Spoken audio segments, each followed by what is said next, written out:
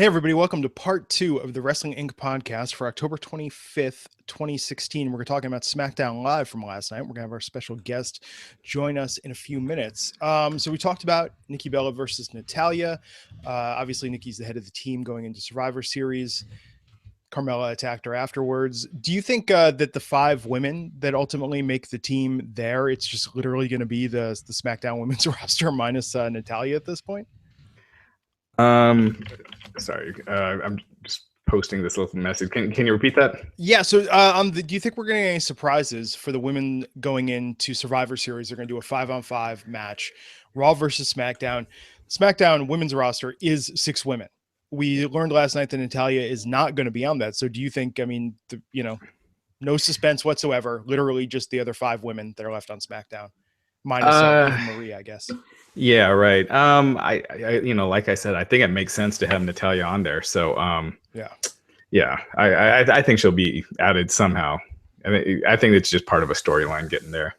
Yeah. Do you think we're going to have any other big matchups that go cross-brand? I mean, do you think we could possibly see something like Becky versus Sasha or Charlotte or?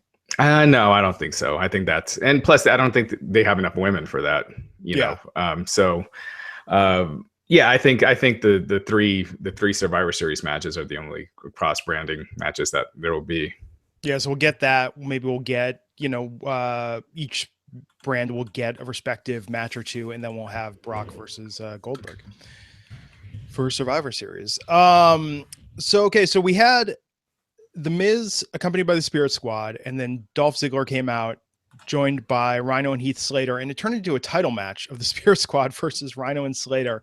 Now, I liked this setup at first, but I feel like already, we're a month, not even a month. I mean, God, 3 weeks into the Spirit Squad being back, and I feel like they're maybe starting to run this into the ground a little bit.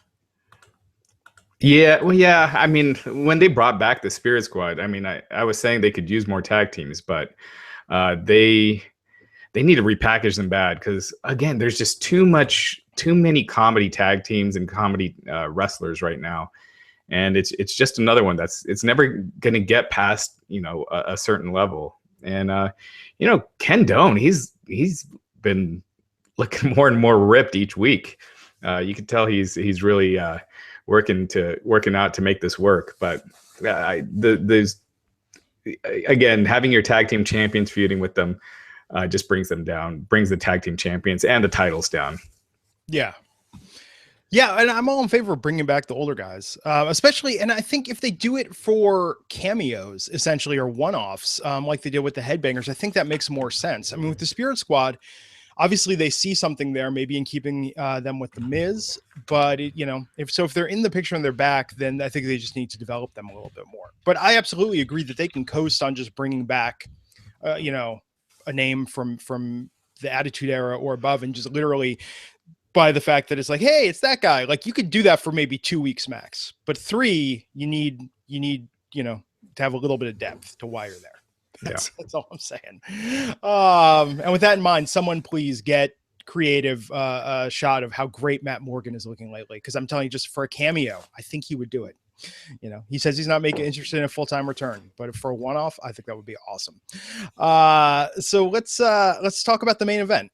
We had Dean Ambrose versus AJ Styles with Ellsworth in Ambrose's corner. Of course, hilarity ensued, and Ellsworth got himself involved in the match, ultimately leading to a DQ on behalf of a DQ for Ambrose, which ultimately benefited AJ Styles.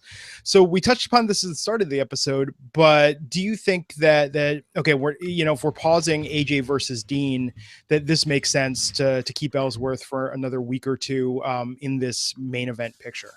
No. He's not a main event. He's just not a main event guy, and to keep him in there just brings the main event scene down, in my opinion. I think you could do stuff with Ellsworth, have him feud with somebody else. But I think it just, I look at like The Walking Dead. I don't know if you watch that show. No, but I'm aware of all the outrage currently going on. Yeah, but they introduced this villain, and he's just this super villain, and you just don't see like these big heels in wrestling anymore. And AJ Styles, he's your top heel on SmackDown. He's feuding with a a job guy. Yeah. I just think that it just doesn't make you. I don't know if anyone's going to buy a ticket to see AJ Styles versus James Ellsworth. Yeah, I'll tell you, I think what it is, and I think a lot of it does have to do with the merchandise sales that they saw last week after putting that t-shirt out there, that proven that there's an audience for it. I think these things can last short term, and what I mean by that is it's not even that it's having a job guy, but I think having, I don't know, I think at some point it starts as comedy, right? I mean, even Daniel Bryan, they kind of treated with his size. They started, and by no way am I comparing James Ellsworth to Daniel Bryan, but I'm saying that there is sort of this hook to wrestling of it's like, oh, that guy looks like he shouldn't, be doing X, Y, or Z, or can't beat X, Y, and Z. And then from there, a real storyline can develop. I think with Ellsworth, obviously, we're not going to see something as magical as Daniel Bryan's storyline, because Ellsworth doesn't quite have that pedigree or chops or rich history on the indies, although he is an indie guy. But I think that you also get a little of that, oh my God, I can't believe they're doing this aspect to it, Like I said, I think there's a place for him. I think there's stuff you could do with him that would be, entertaining and making use of him. But I think it's just the wrong, the SmackDown main event scene is just so weak right now. And there's nothing in sight. And I just think this just brings it down. Yeah. But I do like that creative is listening to what the fans like. I can't remember if it was last week or the week before, but to me, it feels like, this is sort of like what they did with Blue Pants. I mean, just realizing that something was organically over with the audience. The fans wanted it, so they gave them more of it. And like with Blue Pants, I'm sure ultimately it will lead to a backlash or crash and burn somehow by rubbing someone wrong backstage, and leading to this being short-lived, just given how these things go. Although I'll tell you now, looking at NXT in the women's division, kind of wish Blue Pants was still there. I think there's a place for her currently. So what do you just based on what was on TV itself, SmackDown or Raw, which do you think was better this week? I think SmackDown, but SmackDown didn't do much for me, but I thought Raw was pretty bad for, especially for a go home show. Yeah. And SmackDown was there, and being there this week won out. Yeah. Well, yeah, I find SmackDown, it's like I've said before, I find it easy to watch. It doesn't drag that much. But there's nothing that's gripping me either. There's nothing where I'm like, oh, I got to tune in next week to see what happens. And that's the best wrestling TV shows was ones that keep you just sucked in, week week out. Well, so for those keeping score, you should ask Matt on Monday if he fell asleep during SmackDown also, since he actually fell asleep during the main event of Raw this week. Did he really? Yeah, Matt Morgan fell asleep during the last couple minutes of the Raw main event, which I thought was an awesome testament to how Raw is just way too long. So SmackDown, again, by being the shorter show, it's hard for SmackDown to lose week to week, being the shorter show, just because they've got less time to fill. They can do a tighter show, and they have Talking Smack, which just adds this whole other level to it. Even if I feel like I watch just an okay SmackDown, if Talking Smack is really good, it makes me excited about the next week. That being said, Talking Smack last night, Kane doing an in-character promo as the Demon Kane in a brightly lit studio. And I was searching YouTube trying to see if it's been a long time since they've done something like that. Had Kane talk for minutes, just sort of in character. What as the demon character. Demon. Yeah, it's corporate Kane, because I mean that's basically the guy. That's basically Glenn when he's corporate Kane. But what did you make of that, of him doing the Demon Kane for like 5 minutes last night in a brightly lit studio? It did seem out of place for sure. But again, Kane should have been really upset, I feel like, coming out of that. And he was just like, well, that's Randy, I shouldn't have trusted him. Oh, well. Yeah, but it was weird. Like, I miss Corporate Kane, I have to say. I thought Corporate Kane had a lot of potential to do stuff outside of the ring that was very entertaining and funny. But the Demon Kane, I feel like, should not talk, Yeah, I think he's more effective just using a few words here and there. Yeah, but anyone, I recommend, even if you don't normally watch Talking Smack, go on the network, watch that last night. It was just interesting to see him do that, completely in character for a couple minutes there. Aside from that, we had Rhino and Slater on Talking Smack, which loved last night. That whole bit about he bought 5 shares of stock in Puerto Rico from the Shining Stars, I thought was great. Yeah, I thought the whole bit with Heath Slater and Rhino with Daniel Bryan and Renee was really entertaining. Like they were. It you know, it was clearly comedy that, you know, buying the stock, but it was hilarious enough that, you know, even though you don't buy it, it's still funny. And yeah, I thought that was great. Those guys have great chemistry together. And I love that Renee, during Talking Smack, just kind of does it as the host, keeps things going, tries to keep things moving. I love that Daniel Bryan, you can tell the unscripted nature of this, that Daniel Bryan is just like an improv master of reacting to things. He just looks so dumbfounded half the time with what comes out there, and they give him a lot to play with, which is why I think that he's, you know, remained a co-host of the show, because he's so funny to watch Daniel Bryan react to whatever they throw at him. Well, you can tell that he'll say things that that, you know, they're not happy with. Oh my God, like when he's kind of ripping on Raw last night. Well, he crapped over them doing 3 Hell in a Cell matches, or at least was making fun of it, you know, saying, well, why don't they have, you know, 6 Hell in a Cell matches with the winner becoming the universal, the champion of the galaxy. And yeah, that was good. Yeah, and then James Ellsworth came out looking like he legitimately been crying, and did, I think, a compelling promo that fleshed out the character a little bit for the short term for me, at least. So once again, Talking Smack, man, you know, most weeks, I don't know about you, Raj, but most weeks I feel like Talking Smack is the high point of WWE programming, just because it's at least interesting consistently. Yeah, I agree. Yeah, cool. Well, is Court ready to join us? Court, are you there? I am. How's it going, guys? Good, man. How are you? Not bad, not bad. What are we talking about today?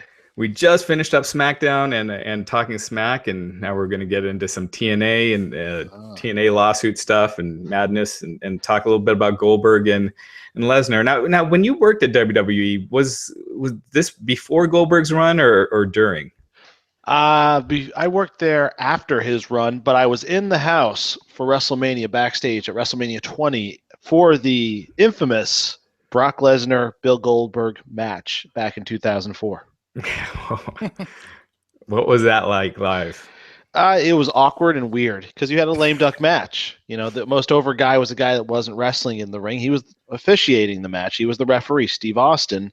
Brock Lesnar had turned his back on his deal, and Bill Goldberg had a weird 12-month run, and so the fans were just rejecting both of them, and they were not going to be able to click. This didn't have the chemistry that night. Now, will they have it in Survivor Series? Who knows? But that night, it was just all types of weird. Plus, you had the famous Madison Square Garden, New York audience, which knew all this, were aware of this, and let the guys know that. And that's probably one of the early matches that I can remember where you had a WWE crowd hijacked, or they hijacked a match. Now we see it fairly regularly, but back then, not so much. I feel like you never see it hijacked on that scale, though, where both guys, just got booed out of the building. It's worth watching just for how crazy that was. It was very weird. And it is a lesson to be learned, though. You have to protect your guys. And looking at what they did on Monday night, very weird, because you were in Brock's hometown, Minneapolis, Minnesota, where he lives now, essentially, where he made his name at the University of Minnesota. And you have Paul Heyman wearing a purple tie, representing the Vikings. Brock Lesnar wearing the Suplex City shirt. They didn't heal in that crowd at all. They gave you an opportunity for the crowd to feed off of themselves and hijack the show. And Goldberg suck chance. If Brock and, if Paul had spoken more instead of laying out, I don't think that would have happened. It was, that was the weirdest thing, because when you're so dependent on the crowd and then you do this angle in his hometown, it just seems like there's a serious disconnect with, it seems like they should easily have had a plan B, for if the fans don't start chanting Goldberg's name. Well, usually what you do is you try to control it with by what you're doing in the promo, but laying out, you're allowing them to just be part of the show. You're welcoming them to be a part of the show, and that was so peculiar because Paul Heyman is one of the best promo men there is, and to see him make that decision was curious to me Well, because you're opening up Pandora's box. plus, what's curious to me is that Lesnar is this, they've really built him into a badass. I think he's Right. the best book guy that they have. And for him to be upset over Goldberg chants, like that's the big selling point is he's mad at fans chanting Goldberg. It doesn't seem like it's something that suits his character. No. It was everything's weird. I mean, for this match alone, I don't think they need to be doing conventional stuff. I would build it like a UFC match. Have them training. Show Goldberg in San Diego. He does a lot of Muay Thai training. Show Goldberg or Brock Lesnar doing his feats of strength, all his stuff that he does in training for a match, and build it in a traditional classic UFC way. I wouldn't have them touch, wouldn't get heat. And the other issue you're having is Paul's a great promo man, but you've used him as a crutch for so long that everyone knows it's so predictable. He's going to go out there, he's going to talk. And it's the same thing week after week, month after month. It's still great, but it's not the most original utilization of Brock Lesnar and Paul Heyman. Put us in a different environment. Put us in a different situation. Shake it up a little bit because it is as autopilot as it gets. And hey, maybe they, just because we know Paul can always knock it out of the park, but you have to do Paul right and give him different environments, different creative, and they're not. Yeah, and it's just lately been coming across as just too salesman-ish. Like it's not building a real conflict. It's just trying to, sell as opposed to expand a storyline, if that makes sense. Yeah, and I think you have to be very careful. Paul Heyman's a very special talent. So is Brock Lesnar, and so is Bill Goldberg. They're saying this is the one and only match he'll have at WWE. But there was a real interest in him, and he got a great response. But you don't want this to be a repeat of Dave Bautista. When he came back, huge, popped the ratings big, and within a few weeks you fumbled, and he gets rejected at the Royal Rumble because of how you positioned, where you positioned him. Very similar. They wanted Daniel Bryan. They instead got Rey Mysterio, who's never been booed in his whole career. He gets booed at the Royal Rumble. Then Dave Bautista, the homecoming for Dave Bautista coming off of Guardians, gets booed. And same thing here. Bill Goldberg gets a hero's welcoming last week. This week, Goldberg sucks chance. Why? Because you had the hometown hero, Brock Lesnar, in his market. Why would you book him in Minnesota? Why? I would have just done nothing. I would have done video packaging to represent this. It's not like Survivor Series is next week, right? It's a month away. Why did you do this? This is anyone in the business at any point should know this is just you're setting yourself up for a disastrous situation, which is what they kind of had. I'm not saying it was, the sky's falling, but it wasn't good for Bill Goldberg. It wasn't ideal for what they're building. Yeah, and they didn't need to do the promo. I mean, I think just even making the match official for Survivor Series would have been enough, because it accomplishes, like you were saying, Court, in terms of just you could just say Goldberg versus Lesnar. I mean, that gets it out there, right? I mean, that puts butts in seats. That's money in the bank, just to get people interested. And I feel like with what they're doing now, especially even the way they're pushing the network, saying, hey, if you sign up for 30 days now, you're going to get Hell in a Cell, and you're also going to get Survivor Series. I was talking about this on Monday's podcast. I think it's very transparent what they're doing lately with marketing the network, and even with this match, because you're going to get a lot of lapsed fans. They're going to hear, oh my God, Goldberg's coming back and he's wrestling Brock Lesnar again. They're going to tune in to check this out. And I think with all the network promos we're seeing, talking about the classic matches, talking about, you can see all of DX, the rise of John Cena, even putting those Hogan sound bites in there. I think they know clearly they're marketing the network. They have an opportunity here, not for people that are following wrestling currently, but for lapsed fans that are going to want to dig into that archive. And I feel like that's who this match is really directed at. And what you said with the UFC comparison, I mean, they're going to get a lot of those UFC fans, a lot of those old school fans. And I think that's really who they're going for. I think it's going to completely overshadow everything else that happens in Survivor Series. Yeah, they have a great built match. They really do. They have some great attractions ready for Survivor Series. You have time. It's all about pacing. Right. My concern is that this turns into Vince versus Brett, where you had the storyline going in, you didn't need to do anything. and then they just watered it down with overthinking it, and they're creative every week, with Vince running over Brett's foot and all that kind of stuff, and it just killed the match. I mean, the story seems so easy. Lesnar, it's like Goldberg, you keep talking about this victory. Well, now, you're going to get your ass whipped. And that's all you need to do to make it effective. And I like what you said with the UFC build and just doing it, video packages and them training and making it like a Rocky movie almost. Yeah. Make it feel epic, make it feel different.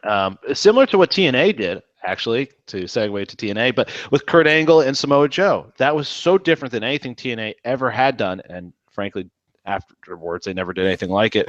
Right. But it made it feel different. It made it feel major league. It made it feel big time. And Brock Lesnar, Bill Goldberg feel like legit guys. Put them in that environment through the prism of looking at them as legit badass fighters. Let's see that big prize fight. Yep. And you did the segue. TNA. Man, what do you make of it at this point? A lot of points came out in the TNA lawsuit this week. Basically, Billy Corgan pretty much saved the company from being foreclosed on by Airlux Marketing by putting money into it for the tapings during Slammiversary. He claims that Dixie Carter sold her stake in the company, her 92% stake for that. And since then, he's been kept out of the dark, and it's kind of went nowhere from that. Yeah. He's alleging a lot of interesting things, and he acted in good faith, bailing them out a few times. If you read his paperwork submitted to the courts, he has an interesting claim. I think a lot of people are going to have some really compelling claims if this goes to bankruptcy court. If this goes, who knows? It looks like it's going there. That's kind of what the purpose of a bankruptcy court is, to sort through who's owed money. Can you restructure and come out of it? Many companies have, some haven't.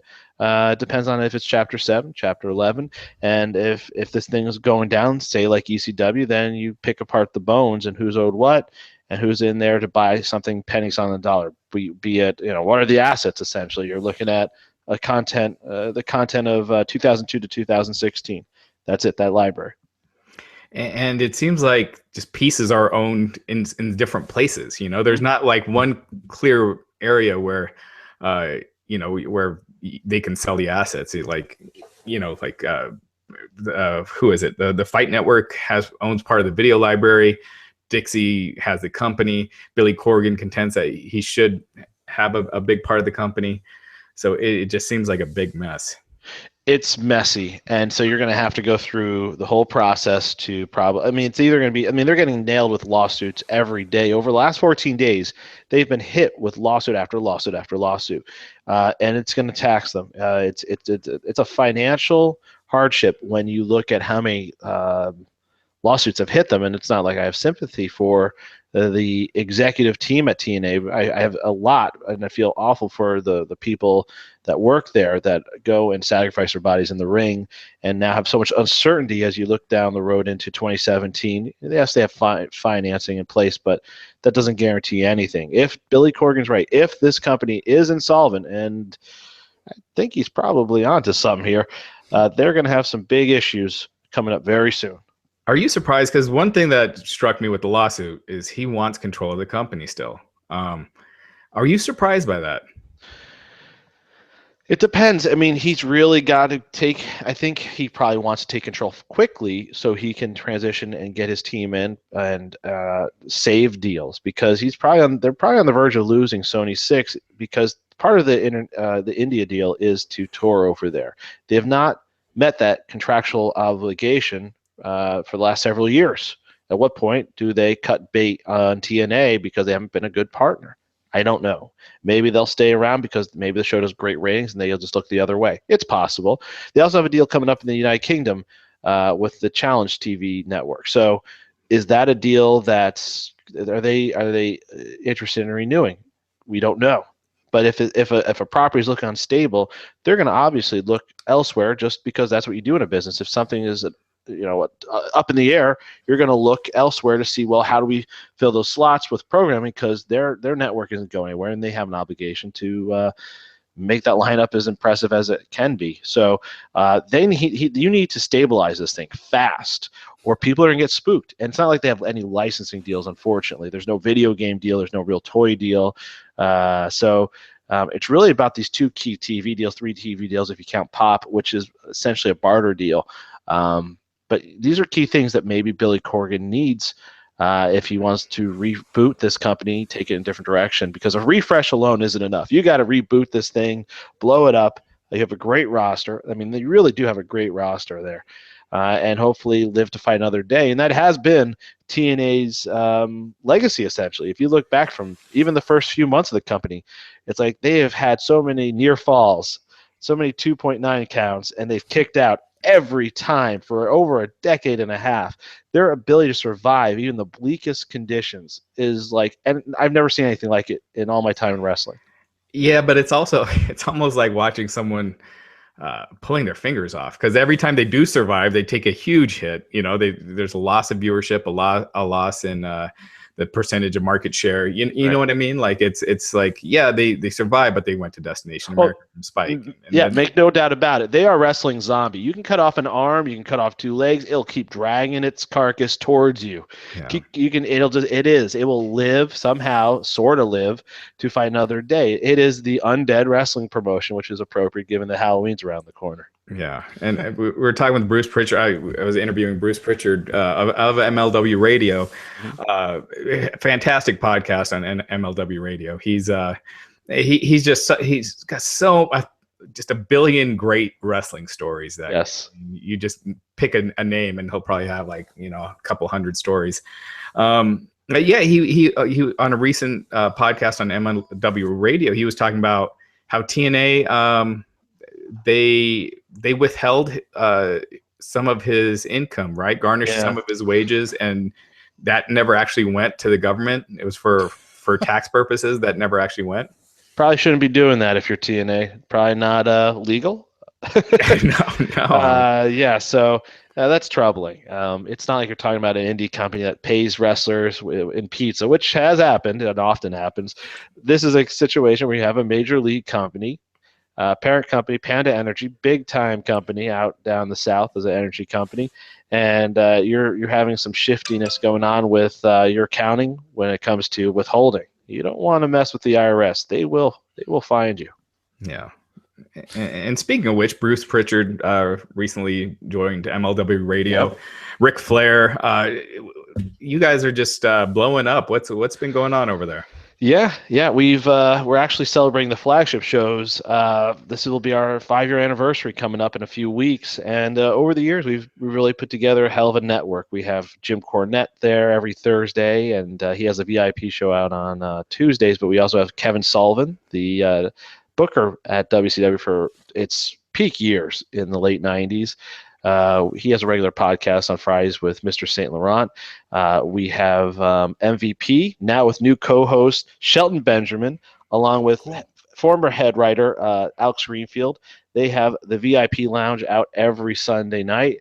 And so then we have the flagship, myself, Mr. St. Laurent. Of course, Ric Flair and Bruce Pritchard is on Friday. So, it's cool because I've listened to these shows and I've never heard half of these stories, and it's great to hear. They're great storytellers, be it Flair show on Wednesday, Woo Wednesdays, and his show is called the Ric Flair Show, and then you have Bruce Pritchard on Fridays. And what I like about Friday too is you have, if you want to hit the inside 90s look at WCW, you have Sullivan, and if you want the WWF perspective from the 80s, the 90s, the 2000s, you have Bruce Pritchard. So it depends what you're in for and what your mood is, and we have something. And these guys have walked the walk, talked the talk, and have been at the highest levels, which is a cool perspective to have. There's, when it comes to podcasting, there's such an echo chamber. Everyone has a different opinion, but at the same time, people that have been at that level, their perspective is a pretty compelling one. Yeah. And what are your thoughts right now on the kind of the current state of pro wrestling? It seems like with a lot of, especially people that have been there through, the 90s. Oh, it looks like we might have lost Court. This is back. He's back. Or no, wait, no, it says he left again. Okay. Well, we will be back. Oh, Court, can you hear us? Hello, hello, hello. Hey, there you are. Lost you there for a second. No problem. Do you have an announcement coming soon too, as well? Yeah, next week we should be announcing something. A new arrival to MLW Radio. Pretty big one, and we're excited about it. But the world of MLW never stops. We have shows around the clock covering indie wrestling, New Japan wrestling. Before going to WWE, Gallows and Anderson had a podcast called Talkin' Shop with AJ Styles. You may have heard of him. He was on a lot of those shows. So we have a huge archive. It goes back 5 years, full of an eclectic mix of people from every walk of wrestling.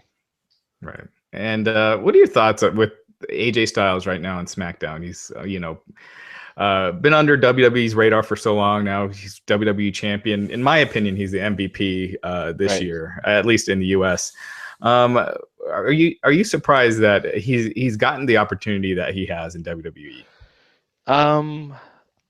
He has shown his resilience in spite of what I thought was a pretty unspectacular run with Chris Jericho. Not his fault, but the way they beat him was to me surprising. I didn't understand why you would beat AJ when Chris's job primarily had been to get guys over. And you put over Fandango, but AJ Styles here, they'd rather have him get beat. But he was able to come out of that and really still shine and showcase it. You just can't keep great talent down. And I wasn't knocking Chris Jericho, it's just how they position both of those guys. And to see now with the jobber storyline we're seeing right now on SmackDown, a lot of people are like, okay, this has got a little too far. But you know what it tells me? It tells me that Vince, Triple H, and senior management have incredible confidence in AJ Styles. They're not doing something like this unless they have incredible confidence in the guy who's on the other side in that ring. And that says a lot. So it's not my cup of tea how they've taken what was a quick, cute little piece of business and have stretched it out to a big-time TV angle for the next few weeks until they get to the build for Survivor Series. But at the same time, it says, man, AJ Styles is really valued when they are that confident they can put him in there with a jobber and put him in a situation where they know he's going to be okay. There are guys they would never do that with. They would say, oh my God, if we do that, it's going to be horrible. They know AJ's the man. And so my only thing is there's this, I regret that this is all happening now in 2016 instead of 2006. I wish he had been picked up long ago, but it is what it is. Yeah. And guys, if you guys have any questions for Court, you can throw it in our YouTube comment section or the comment section on WrestlingInc.com. Court, we got WaleMania back this year. Do. Coming up in Orlando. I've been the last two. It's a blast. It's it's probably oftentimes the highlight of WrestleMania weekend. Outside of the big shows. Awesome time. What can fans expect?